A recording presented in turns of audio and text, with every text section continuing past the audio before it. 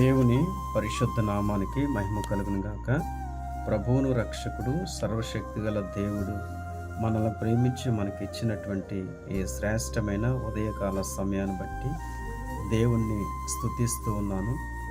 ప్రభు మహాకృపను బట్టి ఈ రోజున వాక్యము ధ్యానం చేయడానికి దైవ ప్రేరేపితమైనటువంటి వాక్య భాగము రాజులు 2వ గ్రంథము 20వ అధ్యాయము 5వ వచనములో రాయబడినటువంటి మాట.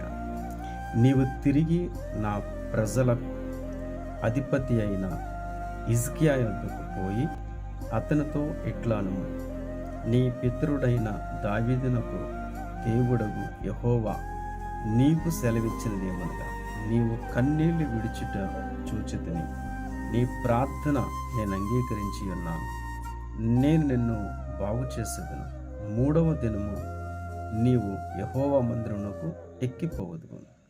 ఈ వాక్య భాగము ఎవరిని ఉద్దేశించి దేవుడు ప్రవక్త ద్వారా మాట్లాడుతున్నారంటే, హిజ్కియా అనబడుతున్నటువంటి ఒక మహారాజు.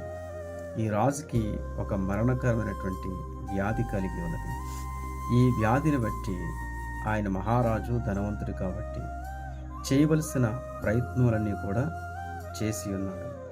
చివరకు ప్రవక్త యెషయా ద్వారాగా దేవుడు పంపించి, నీ ఇల్లు చక్కపెట్టుకొనమని దేవుడు చెప్పిన మాట చెప్పగా ఆయన వినినప్పుడు వెంటనే పశ్చాత్తాపుడై దేవునికి ప్రార్థన చేయడం మొదలుపెట్టున్నాడు. ఆ ప్రార్థన ఈ విధంగా చేస్తున్నాడు. 3వ వచనంలో, యెహోవా యథార్థుడై సత్యముతో నీ సన్నిధిని నేనెట్లు నడుచుకుంటును, నీ దృష్టికి అనుకూలముగా సమస్తం నేనెట్లు జరిగించుతును, కృపతో జ్ఞాపకం చేసుకునమని హిజ్కియా కన్నీళ్లు విడిచుచు యెహోవాను ప్రార్థించును. గమనించాలి దైవజనాన్ని. ప్రవక్త చెప్పిన మాట, ఇంతటి మహారాజు దేవుని మాటను నమ్మి విశ్వసించి, నిజమే ప్రవక్త చెప్పిన మాట సత్యము, దేవుడు నా ఇల్లు చక్కపెట్టుకోమన్నాడు కాబట్టి ఒక్కసారి దేవుని ఎదుట నేను ప్రార్థన చేసి వేడుకోవాలని ఆయన ప్రార్థనకు మోకరించినప్పుడు, మనసు తిప్పుకున్నప్పుడు ఆయన రెండు విషయాలు, దేవా యథార్థ హృదయుడనై నీ పట్ల సత్యముతో ఎలా మసులుకున్నాను, దయచేసి ఒక్కసారి జ్ఞాపకం చేసుకో. చాలా అద్భుతమైనటువంటి విషయం.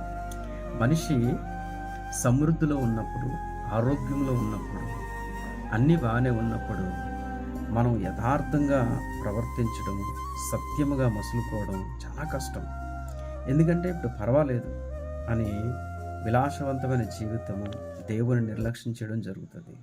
కానీ హిజ్కియా మహారాజు గొప్ప అధికారం కలిగి ఉన్నప్పటికీ, ధనము కలిగి ఉన్నప్పటికీ, సైన్యము కలిగి ఉన్నప్పటికీ, పనివారు కలిగి ఉన్నప్పటికీ కూడా దేవుని సన్నిధిలో యథార్థంగా ప్రవర్తించడం, సత్యముతో నడుచుకోవడం అనేది తన జీవితంలో అలవాటు చేస్తున్నాడు. కాబట్టి తన బ్రతుకులో మరణకాలమైనటువంటి ఒక వ్యాధి సంభవించినప్పటికీ కూడా అతను ఏమాత్రము కూడా నేను చనిపోతాననబడుతున్న మాట పక్కన పెట్టి, ఈ మరణం నుంచి నన్ను విడిపించడానికి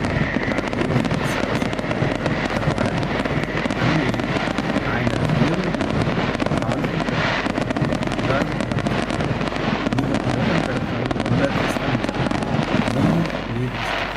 ఎంత యథార్థ సత్యముతో నీ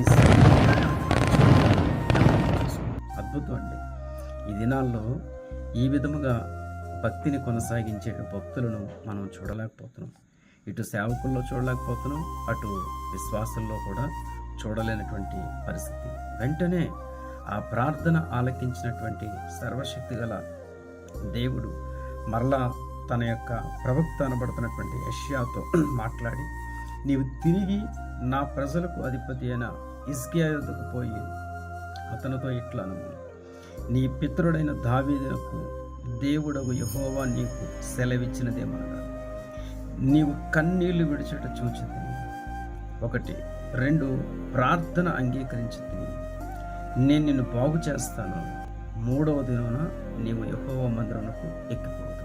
అద్భుతం అంటే ఆయన చేసిన పశ్చాత్తాపంతో కూడుకున్న కన్నీటి ప్రార్థన, ఆయన బాగున్న దినాల్లో చేసినటువంటి యథార్థమైనటువంటి హృదయపూర్వకమైన భక్తి ఒక్క రెప్పపాట్లో తన ప్రార్థనకు సమాధానం వచ్చిన ఆయన ప్రార్థన ఆలకించిన దేవుడు చెప్తున్నాడు, నీ ప్రార్థన, నీ కన్నీళ్ళు నేను చూశాను, నేను బాగు చేస్తాను.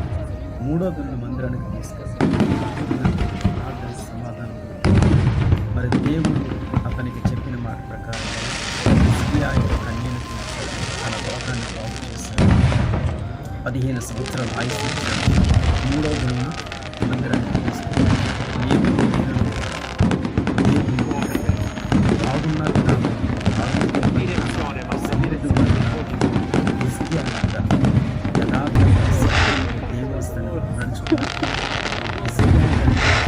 మనల్ని కనిపిస్తాం.